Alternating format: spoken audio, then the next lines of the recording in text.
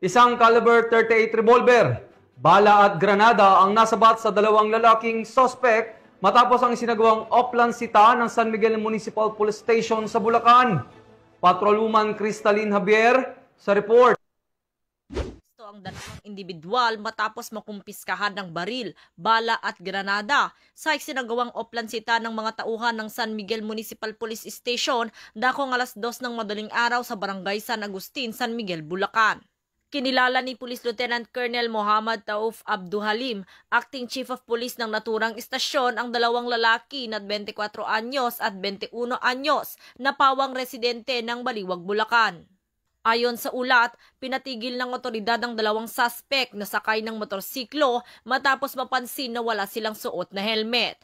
Habang inaasikaso ang naturang paglabag, napansin ng mga pulis ang nakaumbok sa baywang ng angkas at nadiskubreng armado ito. Ipinagpatuloy ang inspeksyon at napatunayang walang maipakitang kaukulang dokumento ang mga akusado na nagtangka pa umanong manlaban. Nasamsam mula sa kanilang isang caliber 38 revolver na kargado ng 5 bala.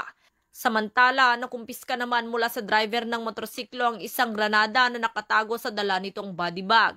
Naharap ang mga suspect sa kasong paglabag sa Republic Act 10591 o Comprehensive Firearms and Ammunition Regulation Act, RA 9516 o illegal possession of explosive at direct assault upon an agent of a person in authority.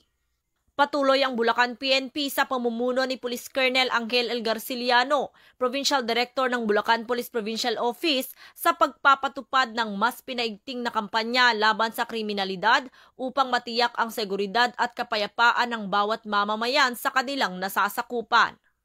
Mula dito sa Bulacan Police Provincial Office, ako ang inyong PNN correspondent, Patrolwoman Pearl Cristalin Javier, alagad ng batas, tagataguyod ng Balitang Pulis.